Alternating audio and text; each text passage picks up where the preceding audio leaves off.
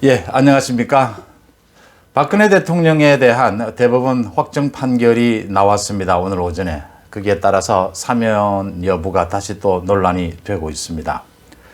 저는 박근혜 대통령과 지난 한 20년 정도였죠. 20년 정도 이렇게 기자로서 직간접적으로 접촉할 기회가 있었는데, 그 중에 가장 기억에 나는 게 한 12, 13년 전이었죠. 당시에 이명박 후보와 같이 그 대통령 후보 경선을 할 때, 당시에 박근혜 후보가 져서 이명박 대통령이 대통령까지 당선이 됐죠. 그 후보 경선을 하는 와중에 기자들과 또 유력 정치인들과 함께 마산이었습니다. 마산에서 저녁 식사 자리에 갈 일이 있었습니다. 제가 그걸 기억하는 이유는 이 기자들 모임이나 어디에 가면 박근혜 대통령 바로 앞에 정면으로 앉는 걸 모두 다 좀 꺼리는 분위기였습니다. 이 박근혜 대통령이 조금 사실은 좀 부담스럽고 또 대화를 많이 하지 않는 스타일이기 때문에 그 박근혜 대통령의 정면으로 앞에 앉는 게 좀 다들 부담스러워하는 그런 분위기였죠. 근데 당시 그 자리에 제가 가장 이렇게 나이로서 막내고 이래가지고 그 박근혜 대통령 바로 앞에 앉게 됐는데, 당연히 저녁 자리니까 뭐 술 마시게 되고, 박근혜 대통령은 술을 거의 드시지 않으니까 술을 마시지 않고, 당연히 바로 앞에 있는 저도 술을 마시고 옆에 어울리지를 못하고 박근혜 대통령과 서로 이렇게 마주 보면서 간혹 뭐 얘기를 나누는 이런 상황이었습니다. 주변에는 뭐 다른 아시는 김무성 의원을 비롯해서 많은 의원들과 기자들이 같이 이렇게 술을 마시는 그런 분위기였죠. 다른 사람들은 술 마신다고 하는 이런 분위기가, 제가 계속 2시간 가까이, 2시간 좀 넘게 박근혜 대통령과 이렇게 얘기를 할 수밖에 없는, 중간중간에 무슨 전체적인 얘기가 있긴 했지만 대충 그런 분위기였습니다. 그래서 제가 이 말 저 말 하다가 다른 할 말도 별로 없고 해가지고 박정희 전 대통령에 대한 얘기를 한 적이 있습니다. 이 박정희 전 대통령을 보시다가, 옛날에 돌아가신 박정희 전 대통령을 보시다가 요즘의 이 정치인들이나 보면 상당히 좀 다르다, 이런 느낌이 들지 않느냐. 박정희 전 대통령은 사실 꼿꼿한 그런 스타일이었죠. 그 술자리였으니까 제가 우스갯소리로 이야기를 하니까 전혀 그렇지 않다, 그러면서 또 옛날 자기 과거 가족 이야기를 좀 하던 이런 생각이 납니다. 그때 제가 가까이서 오랫동안 보면서 느낀 느낌이랄까요. 참 이 말수도 없으면서 참 독특한 분위기다라는 겁니다. 살아온 그 역사가 좀 정말 남달랐듯이 말을 하는 거나 눈빛이나 모든 게 참 독특하구나 하는 생각을 했던 기억이 있습니다. 제가 그런 말씀을 드리는 건 그 이후에 한 10년 정도 가까이 지난 다음에 이제 탄핵을 하게 되지 않습니까?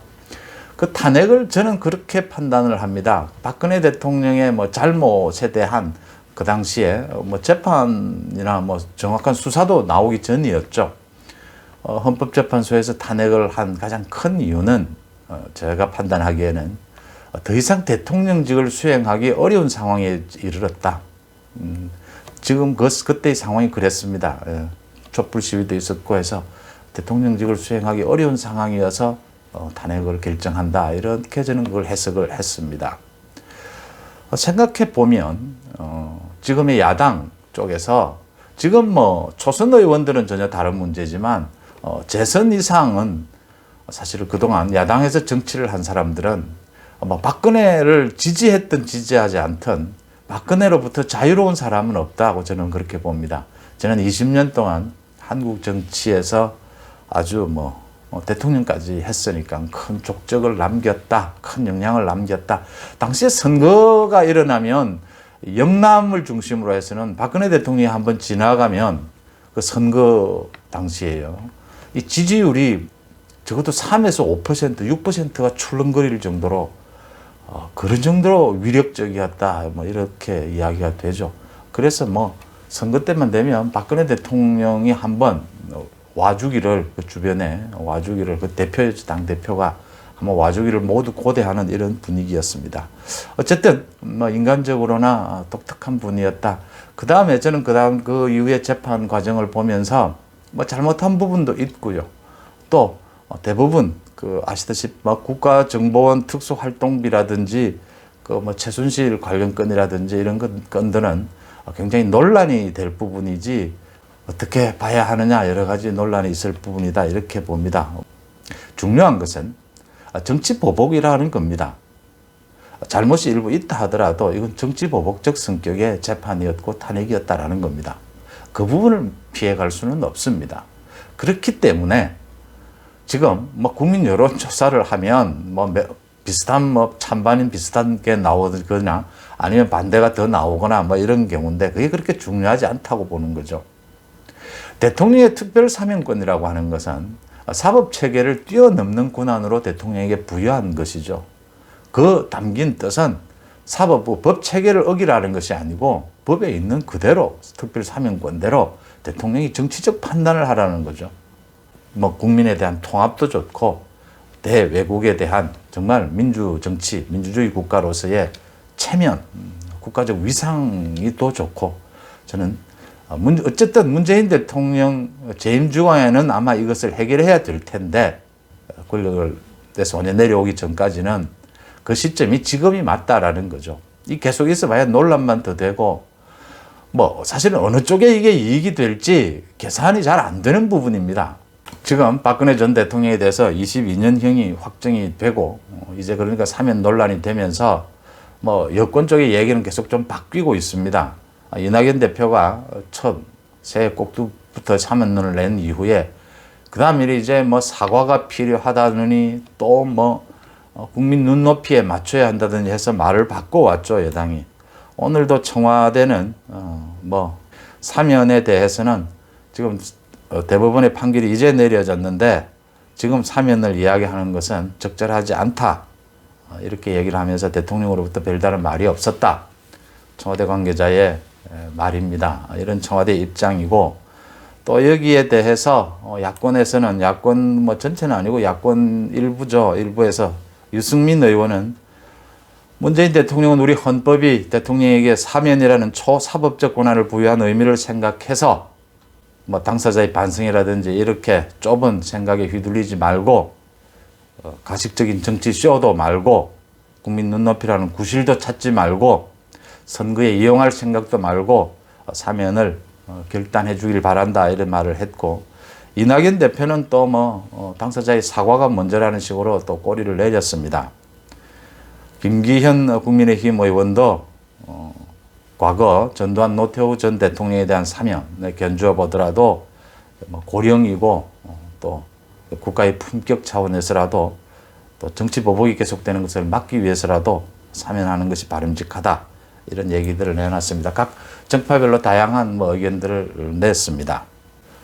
다들 생각하다시피 박근혜 대통령이 어떤 사적인 이익, 어떤 뇌물을 받았다든지 이럴 사람이 아니고 또 그럴 내용은 아니라는 것은 모두 다가 아는 대목이죠. 그 국정원 특수활동비는요, 그건 정말 앞으로 없애면 될 일이었죠. 이게 정말 관행이라고 해도 지켜지지 않아야 되는 건 관행이라고 하더라도 그대로 따르는 것에 문제가 있을 수 있습니다. 근데 국정원 특수활동비는 그 관행이라 하더라도 그게 좀 독특한 별다른 성격을 가지고 있어요. 그동안 쭉 그 정권마다 그 부분을 그런 식으로 활용해 왔기 때문에 지금 국회에는 아직도 그게 있거든요. 이런 부분들을 좀 생각을 해볼 때 그 논란이 많을 수밖에 없는 대목이다. 중요한 것은 대통령, 박근혜, 이명박 전 대통령에 대한 사면은 대통령의 고유 권한입니다. 다른 얘기들, 국민의 눈높이 이런 얘기할 부분이 아닙니다. 어차피 문재인 대통령이 풀어야 할 숙제입니다. 과제입니다. 두 전직 대통령에게 사과하라 한다고 해서 사과할 사람들도 아니고 정치 보복적 성격의 재판이 가지고 그런 이야기를 하는 것은 아닙니다. 그것은 정치 도의에도 맞지 않고 또 사면을 생각하는 논란에도 전혀 경우에 맞지 않는 일이죠. 사면을 하겠다면 대통령이 결단을 하는 것이 맞고 그 시점은 지금이 맞다라는 게 제 판단입니다. 두면 둘수록 문재인 대통령에게 더 큰 부담일 테고 나중엔 잘못하면 문재인 대통령이 헤어날 수 없는 부담으로 갈 수밖에 없을 것이다. 그렇게 봅니다. 문재인 대통령의 연두 기자회견이 아직 날짜가 잡히지 않았습니다. 아마 곧 있을 것 같은데 뭐 새해 들어서 소통을 크게 강화하겠다라고 하면서 사과 대통령이 갑자기 됐다고 하죠. 뭐 다 사과도 하고 부동산에 대해서도 그렇고 소통을 강화하겠다고 하는데 사면에 대해서도 어떤 형태로든지 아마 입장 발표가 있을 것으로 보입니다. 여러 가지를 고려하게 되겠지만 뭐 다시 뭐 국민의 뭐 뜻을 맞춘다든지 뭐 사과가 필요하다든지 이런 수준의 얘기는 필요가 없어 보입니다. 그것은 전혀 이 상황을 해결할 의지가 없는, 이 상황을 오히려 왜곡해서 활용하려고 하는 사람들의 태도가 아닌가, 저는 그렇게 봅니다. 고맙습니다.